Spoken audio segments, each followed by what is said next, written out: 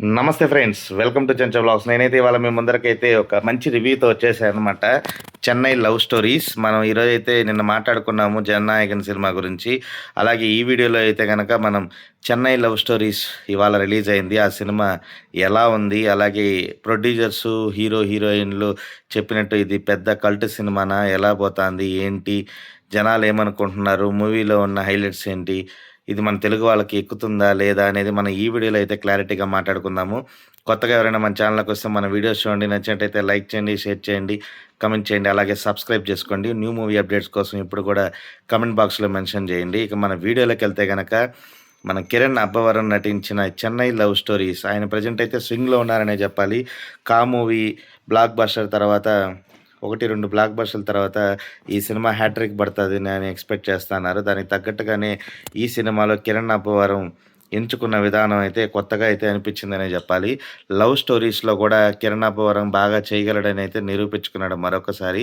ఈ సినిమా ఏంట్రా అంటే స్టార్టింగ్‌లోనే హీరో హీరోయిన్‌ల మధ్య ఫస్ట్ హాఫ్‌లో హీరో హీరోయిన్‌ల మధ్య జరిగే సంభాషణలు గాని చాలా గొప్పగా అనిపించాయన్నమాట.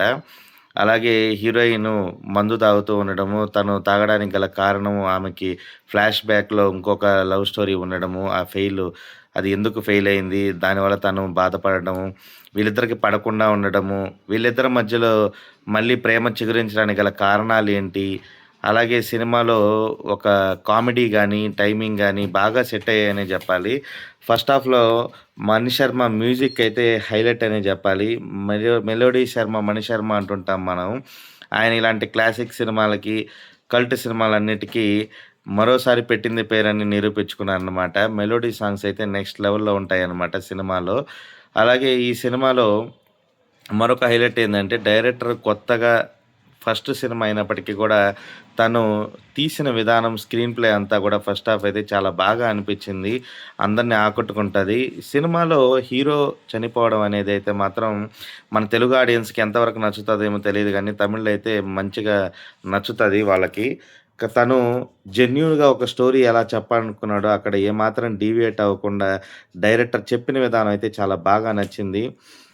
చనిపోయేటప్పుడు తను వేరే ఒక ప్రాణాన్ని కాపాడే దానికోసం తను యాక్సిడెంట్ అవ్వడము, తను మ్యారేజ్ టైమ్ వచ్చేసరికి ఒక అనాథగా ఉండే ఒక కుర్రాడు ఒక లవ్‌లో పడడము, ఆ పడిన అమ్మాయితో ప్రేమ కోసం ప్రేమలో ఉన్న అబ్బాయి మ్యారేజ్ దాకా తీసుకెళ్ళే టైంలో 'పి. వాసు' లాంటి గొప్ప డైరెక్టర్‌కి కథ చెప్పించి, మెప్పించి సినిమా తీసేయాలన్న టైంలో మ్యారేజ్ ప్రపోజలు ఈ లవ్ చేసిన అమ్మాయి తనకు నచ్చడము, తనతో మ్యారేజ్‌కి వెళ్ళే టైంలో అనుకోకుండా యాక్సిడెంట్ జరగడం, ఆ యాక్సిడెంట్‌లో తను చనిపోవడం అనేది సినిమాలో ఒక రకంగా బాధాకరంగానే అనిపించిందనే జెప్పాలి. ఒక ఫీల్ గుడ్ లాగా అనిపించింది. బట్ మన తెలుగు ఆడియన్స్ ఎంతవరకు రిసీవ్ చేసుకుంటారో చూడాలి. ఒక కథ పరంగా చూస్తే మాత్రం కథలో ఒక మంచి ఫీల్‌నైతే క్యారీ చేశారనే జెప్పాలి డైరెక్టర్ గారు. దాంట్లో మాత్రం ఏమాత్రం కొదవలేదు. ఆల్రెడీ మనం ఇలాంటివి చూసామనమాట. 'ఆమె' సినిమాలో శ్రీకాంత్ గారు ఫస్ట్ నైట్‌కి ఎళ్ళేటప్పుడు పూలు తీసుకొని వెళ్తూ సడెన్‌గా బస్సు గుద్దేసి చనిపోతారనమాట. సో, అక్కడికి ఇక్కడికి తేడా ఏందంటే ఇక్కడ ఈ సీన్‌లో తను వేరే ఒక పర్సన్‌ని కాపాడే దాని కోసం వెళ్తున్నప్పుడు బస్ యాక్సిడెంట్ జరిగి చనిపోవడం జరుగుతది.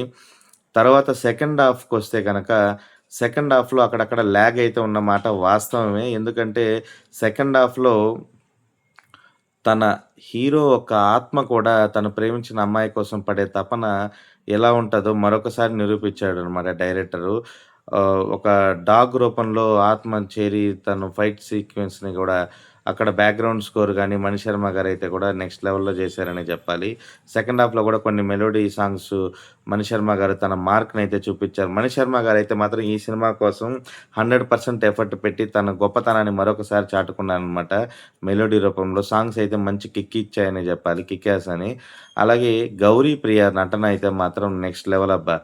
తను ఆ ట్రాన్స్‌ఫర్మేషన్ అనేది సెకండ్ హాఫ్ మొత్తం గూడా హీరో చనిపోయి తన ఆత్మ రూపంలో హీరోయిన్ ఆల్రెడీ గత స్టోరీ ఫెయిల్ అయిన అబ్బాయితో సెట్ చేసే దానికోసం పడే తపన అది అన్నీ కూడా తను రివెంజ్ తీర్చుకుంటాడనుకున్నప్పటికీ కూడా తన ఆత్మ తను రియలైజ్ అయ్యి తిరిగి మళ్ళీ తను లవ్ చేసిన అమ్మాయి యొక్క ఫెయిల్ అయిన అబ్బాయిని మళ్ళీ తిరిగి వాళ్ళని కలపాలని అతను పడే తపన అంతా గూడా సెకండ్ హాఫ్‌లో కొంచెం అక్కడక్కడ ల్యాగ్ అయితే అనిపిచ్చింది. బట్ సినిమానైతే మాత్రం క్యారీ చేసే విధానం అయితే బోర్ అయితే కొట్టలేదు. సినిమా ఎస్‌కే అని చెప్పినట్టు అలాగే నిర్మాత, డైరెక్టరు, హీరో, హీరోయిన్‌లు ఈ మధ్య సోషల్ మీడియాలో చెప్పినట్టు ఇది కల్ట్ సినిమా అన్నారు. కల్ట్ సినిమాని గొప్పగానే చేశారు. బట్ ఇది ఫస్ట్ హాఫ్ మాత్రం అయితే సరిపోతాంది. సెకండ్ హాఫ్‌లో మాత్రం అక్కడక్కడ ఫ్లాస్ అయితే ఉన్నమాట వాస్తవం. మన వాళ్ళకి ఎంత మాత్రం ఎక్కుతాదో చూడాలి. సో, నా పరంగా అయితే మాత్రం సినిమా ఓవరాల్‌గా మనం పెట్టిన డబ్బులకి ఫస్ట్ హాఫ్‌లోనే మంచి హ్యాపీనెస్ అయితే వస్తదనమాట. ఒక మంచి లవ్ స్టోరీ చూసామని, Hyderabad love story, Vijayawada love story అని పెట్టుంటే ప్రాబ్లమ్ వచ్చుంటదేమో గానీ, చెన్నై లవ్ స్టోరీ పెట్టడం అయితే కరెక్ట్ అని అనిపిచ్చింది. సో, సినిమాలో అందరూ కూడా వాళ్ళ వాళ్ళ పాత్రల్లో గొప్పగానే నటించారు. సో, మీరందరూ కూడా మూవీకి వెళ్ళండి, చూడండి.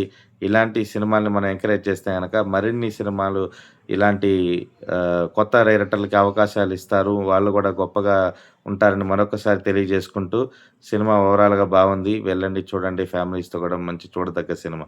అంతవరకు సెలవిట్లు మీ Chenchu vlogs signing off. Bye by.